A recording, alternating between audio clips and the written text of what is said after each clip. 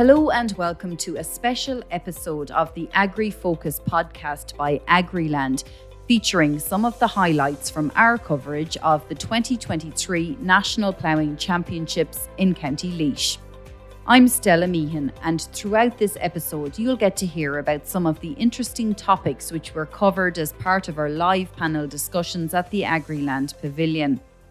First up, one of the most emotional and heartfelt contributions came from dairy farmer Jack Keenan, who was a panellist during our discussion on the dairy sector. He explained to me and to the audience about the direct impact the decision to reduce Ireland's nitrates derogation from 250 kilos of organic nitrogen to 220 kilos per hectare would have on his livelihood. Yeah. Jack, you have a dairy farm, and will you, I know, we know, and Brian has been down there and a great system going, but just to enlighten our viewers as to your system, how it's running, what you do, and then the kind of impact, I suppose, of nitrates regulations and so on that enterprise. Yeah, well, we're milking 65 cows in partnership with my father. We're farming 36 hectares and we've 20 in-calf heifers and 20 calves this year on the ground. So that leaves us around 237 kilos. Yeah. So we're either going to have to take an extra 10 hectares or cut 10 cows out of our herd. And sure, nobody wants to do that at the minute. And we've invested heavily over the last few years, and we've slurry storage on farm for 20 weeks for 80 cows, and we're only milking 65 at the minute. We have a new milking parlour. And this year so far, we've grew 11.5 tonnes of grass off 150 kilos of nitrogen. So I'm trying to do everything I possibly can, but I'm still getting crucified come the 1st of January. But you're a good example for, Jack, for the commentators out there that would say that dairy farming is industrial farming and, it's large size and a 10% cull on a dairy herd for most farmers wouldn't even be noticed. You're very much an example of, a small to medium-sized dairy farmer who's just making ends meet, month to month, and who will be impacted by this, and you're trying to do everything that you possibly can. Them 7 cows in our herd is what you're left with come the end of the year, is your turnover.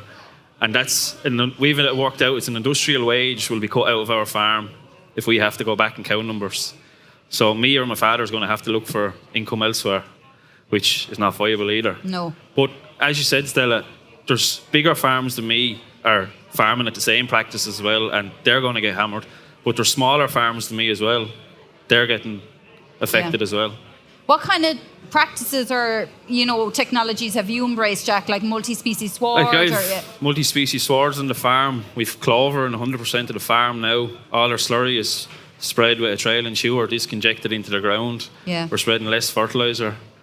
We're feeding low protein rations to the cows as well. We produce close on 550 kilos of milk solids off 800 kilos of concentrate. So our breeding has come leaps and bounds over the last few years as well. So trying something different every year, and it seems to be paying us back. But going down the line from the 1st of January, we're coming to a wall. Yeah. And I suppose these are decisions you now and your father have to think about over the next couple of months as to what you are literally going to do on farm. Well, nobody wants to go back in cow numbers. Our aim was to try and get to the 80 cow number. But if it means having to take land, we're going to probably take some land. But I'm doing everything right already, so I shouldn't have to go out and try and find myself extra land when I'm farming the land to the correct way possible. Next up, there were some fireworks in the Agriland Pavilion during a robust political discussion involving Social Democrats TD Holly Kearns and Fine Gael MEP Colin Markey. Kearns accused the coalition government of Fine Gael, Fianna Fáil and the Green Party of walking farmers to a cliff edge and not preparing them enough for the impact of environmental protection measures coming from Europe. Okay, I'll bring in Colin. I just want to pick up on one point you mentioned about cheap food there. You have said there that the era of cheap food is over. Do people outside farming know that? Because is it the farmers that are expected to pay for this? Because if you go into some discount retail supermarkets, you're still seeing very cheap food.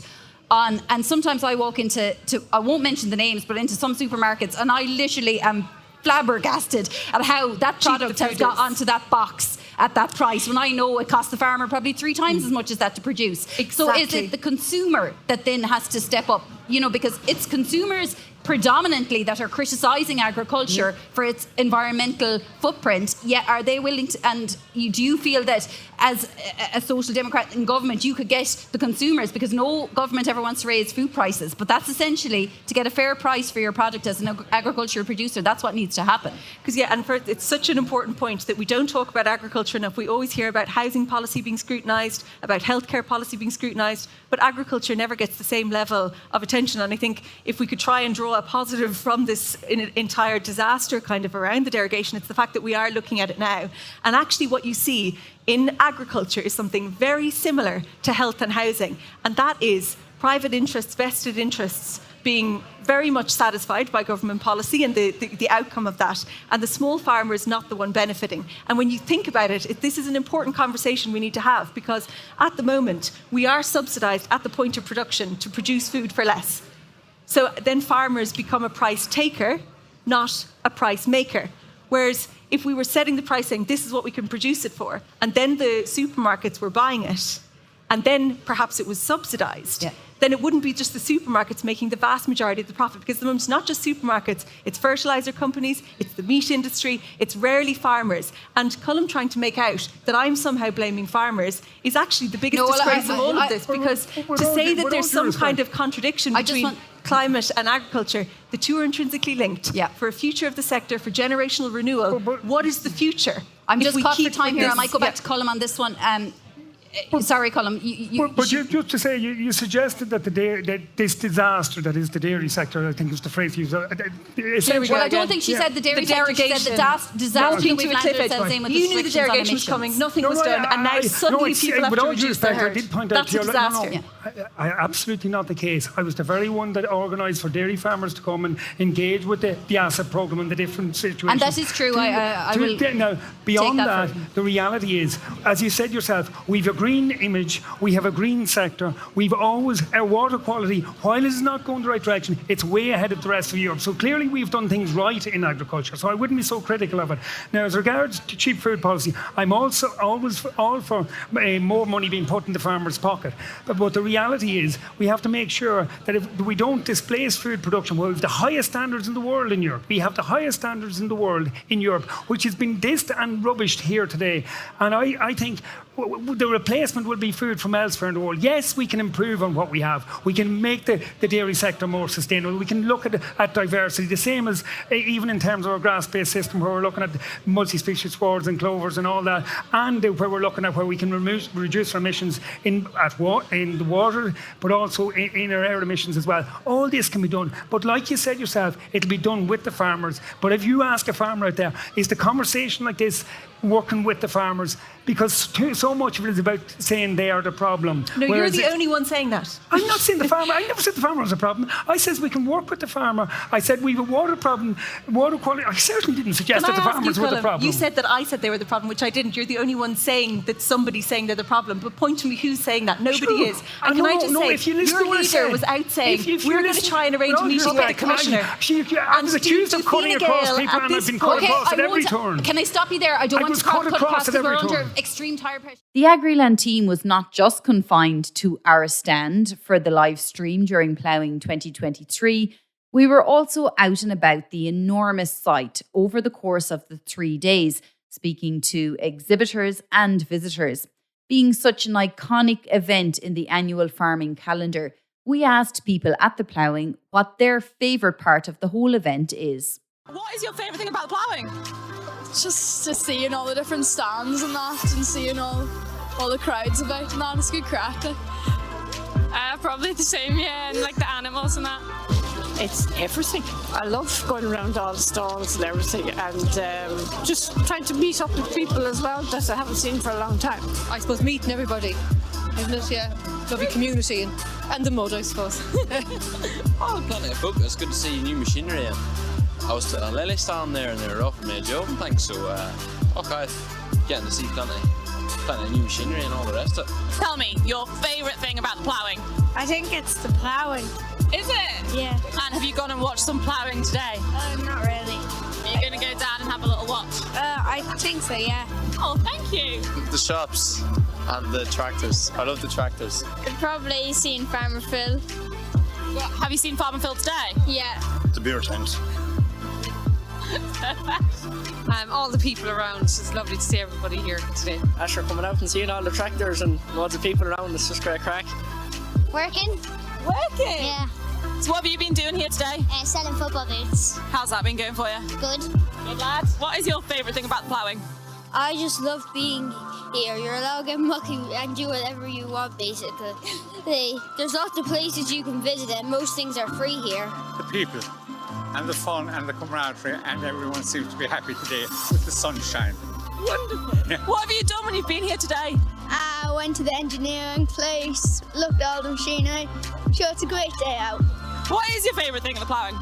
All the machinery and all the stands and stuff. Spending time with my family and just looking around and having a good day.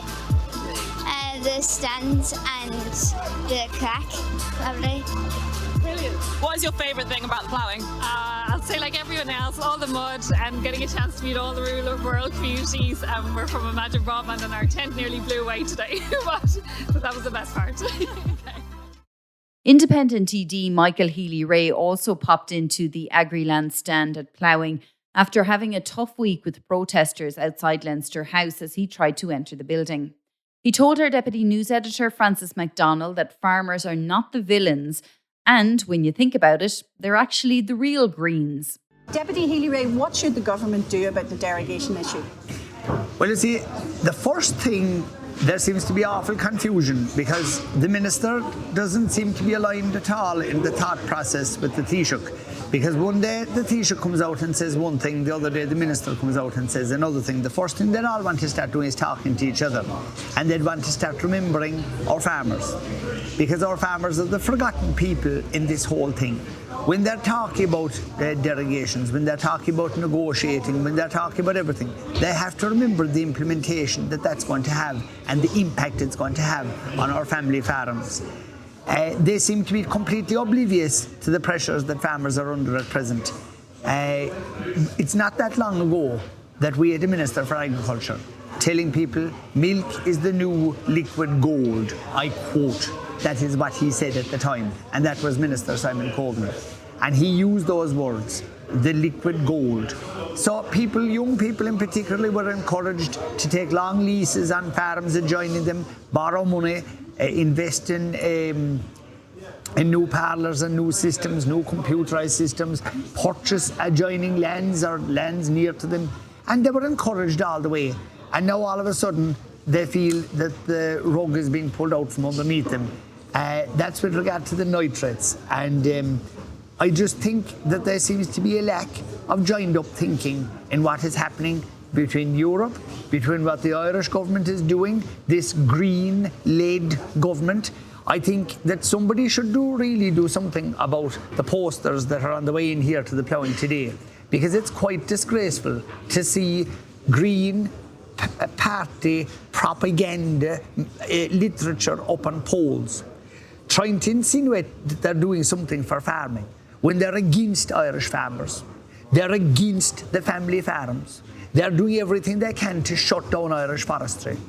We haven't seen a forest minister doing as badly since 1946. That's forestry.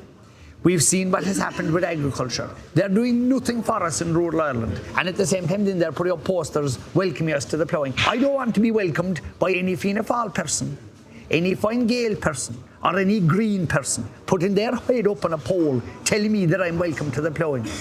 Or anyone else, or the farmers of Ireland don't want to be welcomed by any of the above people either. They should keep their posters in their boots, their cars, not to be disgracing themselves, to have people laugh at them when they come in the road here today. But that's a different rant. Do you believe the European Commissioner should have been asked to come to Ireland earlier? 100%, but sure, this is what I'm saying about joined up thinking. The Minister for Agriculture one day said, that's it, ball burst, game over, door shut, no discussions, no nothing. The following day then, the Taoiseach comes along and says, no, I'm going to ask the Commissioner to sit down and talk to us. I mean, do those two people not talk at all? They're supposed to sit around the cabinet table and discuss things like they're on completely different agendas altogether. And what are Kerry farmers telling you personally? What Kerry farmers are telling me is they're sick to death of being told what to do. The custodians of our land are the people who own it. They're our farmers. The real Green Party, the real people who adore land, who want to protect our waterways, who have done everything so far that they could to improve their situations, that's the farmers. That's the men and women who own Ireland, who own our agricultural land, who own our forestry land, the people who fish in our seas. They're the real Green Party. They're the real people we should be listening to. But instead, we have a small group of people. Look at what votes the Greens got in the last election. Do you know, they shouldn't actually be on a sheep dipping committee, not to mind being government, because they have no responsibility. They have no sense of responsibility for the actions and what they've done. For instance, in the carbon emissions budget, as we'll call it, and the extra taxes that they've put on people, which, by the way, were wholeheartedly supported by Sinn Féin. I remember at the time, Sinn Féin said, oh, the government wasn't going far enough, quick enough. And that's what they're telling people that are crippled with the cost of fuel, and to see them putting up the price of agri-diesel, tractor diesel, car diesel, petrol and home heating oil, to see that go up because of decisions taken by this government. It's crazy. They've lost all sense of reality, and so have Sinn Féin. Before they go near getting into power, just remember what their track record on this is. They wanted more tax. They wanted to impose more penalties on people.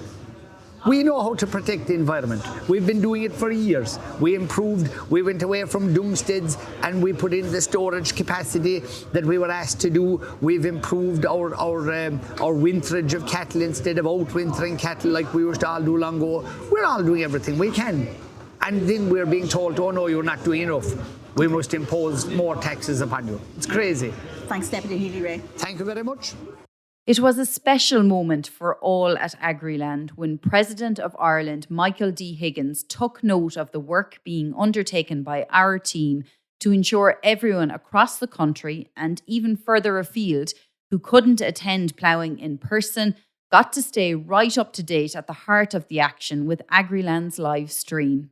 During his visit to the ploughing site, here's what he had to say. To all those on the live stream of Agriland, I just hope that the sun has come out now and there's a nice breeze and the ploughing has been moved, and I hope all of you in your lives and in your work and in your family have both an enjoyable plough and a very, very healthy year to come, and good luck with all the issues that are being debated and thrashed out as they should be in rural Ireland. Now, while many people go to the ploughing for the trade stands, entertainment and the free pens or ponchos, it is, of course, a national competition for the best of the best ploughmen and women. We covered the ploughing contests and all the results are on the Agriland app now. But one aspect of the ploughing competition which many people might not get the chance to see is the horse-drawn ploughing, which is a marvel to behold. Our reporter Charlie Moray took to the fields to chat to Moss Trent all about the tradition, the skill involved and what makes it so special.